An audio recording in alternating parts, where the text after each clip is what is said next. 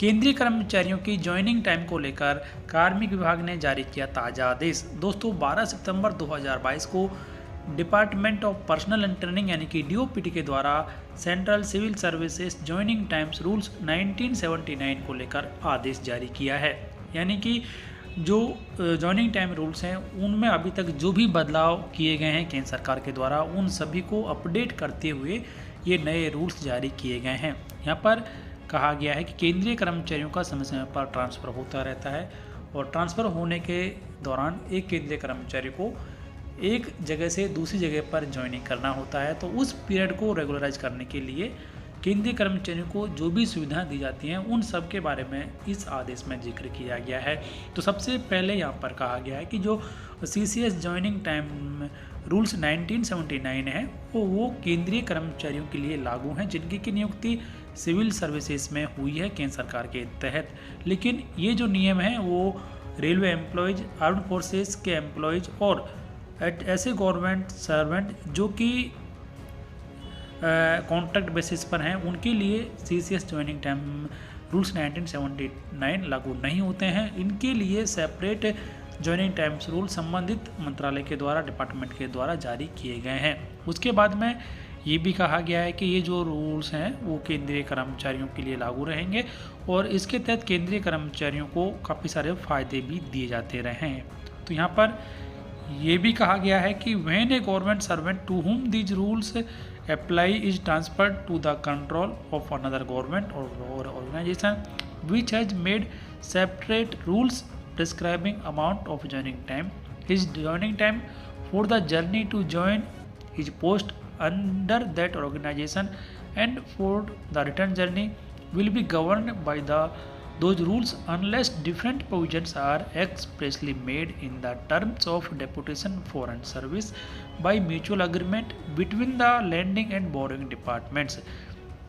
उसके बाद में अब यहाँ पर चर्चा कर लेते हैं हम कि किस तरीके से केंद्रीय कर्मचारियों को ज्वाइनिंग टाइम दिया जाता है उसके बारे में।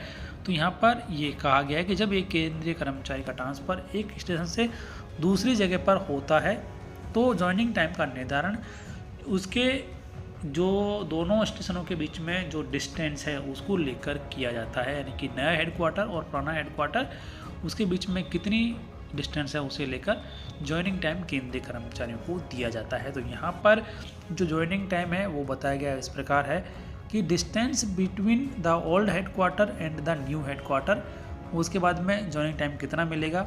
और तीसरा कॉलम यहाँ पर दिया गया कि joining time admissible where the transfer necessarily involves continuous travel by road for more than 200 kilometre. यानी कि ऐसे मामलों में ज्वाइनिंग टाइम जहाँ पर एक केंद्रीय कर्मचारी को 200 किलोमीटर से अधिक कंटिन्यू रोड जर्नी करनी है उस मामले में कितना ज्वाइनिंग टाइम मिलेगा उसके बारे में।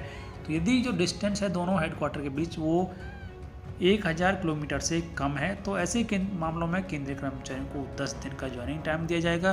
और यदि इस डिस्टेंस में 200 किलोमीटर से अधिक जर्नी बाई रोड करनी है तो 12 दिन का ज्वाइनिंग टाइम दिया जाएगा। उसके बाद में ऐसे मामले जहां पर जो डिस्टेंस है वो 1000 किलोमीटर से अधिक है तो वहाँ पर 12 दिन का दिया जाएगा। और यदि रोड जर्नी 200 किलोमीटर से अधिक है तो वहाँ पर 15 दिन भी दिया जाएगा। यदि जो डिस्टेंस है वो 2000 किलोमीटर से ज़्यादा है तो ऐसे मामलों में केंद्रीय कर्मचारियों को 15 दिन का ज्वाइनिंग टाइम दिया जाएगा। और सभी मामलों में चाहे वहाँ पर रोड जर्नी है तभी भी ऐसे मामलों में 15 दिन का ज्वाइनिंग टाइम केंद्रीय कर्मचारियों को दिया जाएगा।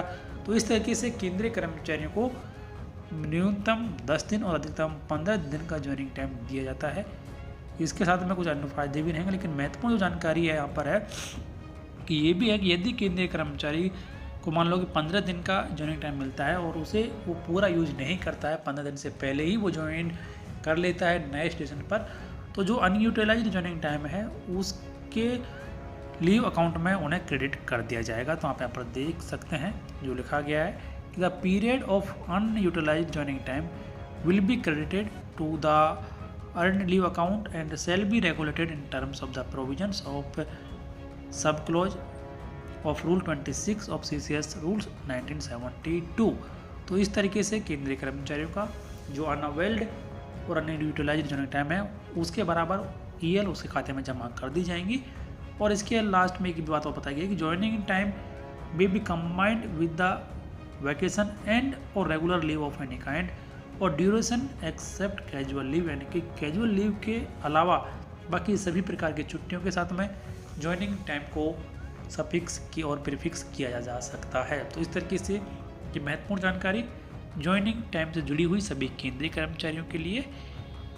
और अब से पहले डीओपीटी के द्वारा जितने भी आदेश जारी किए गए हैं उन सभी आदेशों को इसमें कंपाइल कर दिया गया है और एक ये master circular joining time rules 1979 को लेकर डीओपीटी के द्वारा जारी किया गया।